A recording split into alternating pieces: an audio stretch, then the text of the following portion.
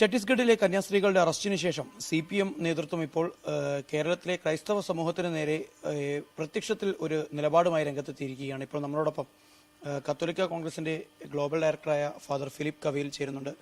ഇങ്ങനെ CPM ഡയറക്റ്റായിട്ടൊരു അറ്റാക്കിലേക്ക് നീങ്ങുകയാണ്. അങ്ങനെ CPM ഒരു ഡയറക്റ്റ് അറ്റാക്ക് നടത്താനുള്ള പരിശ്രമമാണെന്ന് ഞാൻ കരുതുന്നില്ല. ഇതൊരു സാന്ദർഭികമായി സംഭവിച്ചൊരു കാര്യമാണ്. നേരത്തെ ഡിവൈഎഫ്ഐയുടെ ഒരു ചോട്ടാ നേതാവ് അദ്ദേഹം ഒരാളാകാൻ വേണ്ടി പറഞ്ഞു എന്നുള്ളത് ഞാൻ മനസ്സിലാക്കണം. ഒരു മാധ്യമ ശ്രദ്ധ കിട്ടാനും സ്വയം ഒന്ന് പ്രൊജക്റ്റ് ചെയ്യാനൊക്കെ വേണ്ടി പറഞ്ഞതായിരിക്കണം. ഗോവിന്ദ മാഷ് നമുക്കൊക്കെ അറിയത്തില്ലേ, അദ്ദേഹം ഓരോ സമയത്ത് ഓരോന്ന് പറയും. ഒരു മാസം മുമ്പ് അദ്ദേഹത്തെ ബഹുമാനപ്പെട്ട കേരള മുഖ്യമന്ത്രി ശ്രീ പിണറായി വിജയൻ തന്നെ ശാസിച്ചതാണ്. ആ ശാസിച്ചത് എന്തിനാണ്? RSS ബന്ധവുമായി ബന്ധപ്പെടുത്തിയാണ്.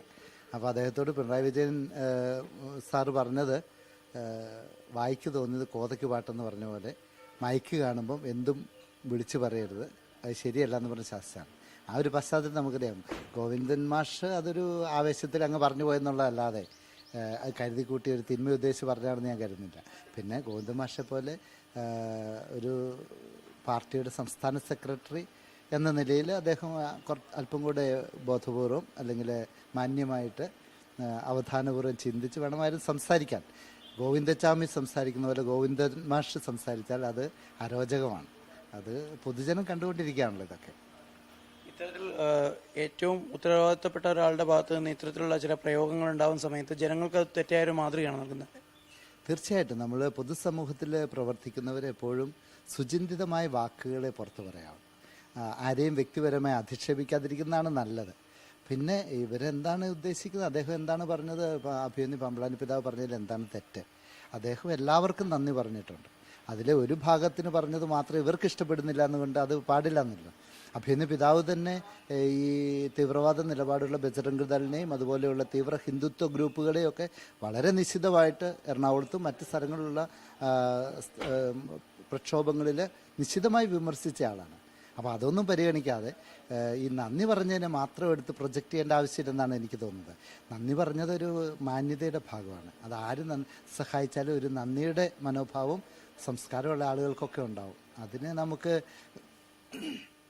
പാർട്ടിയോ മതമോ ഒന്നും നോക്കേണ്ട കാര്യമില്ല. അഭിമന്യു പിതാവിൻ്റെ നിലപാടിൽ വ്യത്യാസമൊന്നുമില്ല. അദ്ദേഹം BJP യുടെ ഭാഗത്തുനിന്ന് സഹായിച്ചതിന് നന്ദി പറഞ്ഞു. അതുപോലെ കോൺഗ്രസിൻ്റെ ഭാഗത്തുനിന്ന് സഹായിച്ചതിന് നന്ദി പറഞ്ഞു. മാർക്സിസ്റ്റുകാരുടെ ഭാഗത്തുനിന്ന് സഹായിച്ച് നന്ദി, ജോൺ ബ്രിട്ടാസൊക്കെ ഇടപെട്ടു, അതിന് വളരെ കൃത്യമായിട്ട് പിതാവ് നന്ദി പറഞ്ഞിട്ടുണ്ട്. അപ്പോൾ അതൊരു സമഗ്രമായൊരു വീക്ഷണത്തിലെടുക്കാതെ ഒരു ഭാഗം മാത്രം അടർത്തിയെടുത്ത് പറയുമ്പോഴാണ് ഈ പ്രശ്നങ്ങളുണ്ടാകുന്നത്. നേരത്തെ DYFI ഒക്കെ സ്വീകരിച്ച ആ ഒരു നിലപാടിന് സമാനമായ രീതിയിൽ തന്നെ CPM കൂടി ഈ നിലപാട് സ്വീകരിക്കുന്നു എന്ന രീതിയിലേക്ക് കാര്യങ്ങൾ മാറുന്നുണ്ട്. അങ്ങനെ ഞാൻ കരുതുന്നില്ല. DYFI എന്ന് പറഞ്ഞാൽ പറഞ്ഞ ഒരു ആളാകം കളിച്ചത് ഒരു പറഞ്ഞതായിട്ടേ ഞാൻ മനസ്സിലാക്കുന്നുള്ളൂ.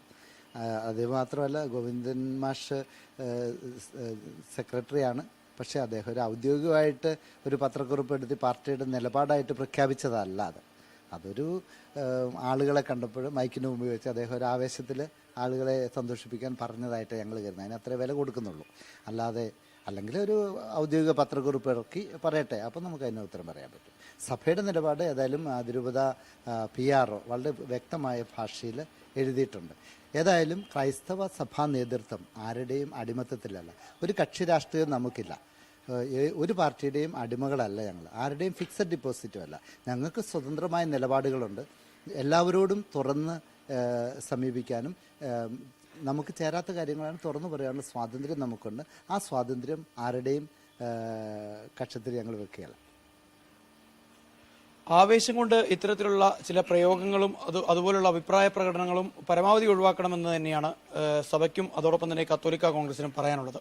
വിനോദ് മുറയ്ക്കൊപ്പം സാരംഗ് സുരേഷ്, മാതൃഭൂമി ന്യൂസ്, കണ്ണൂർ.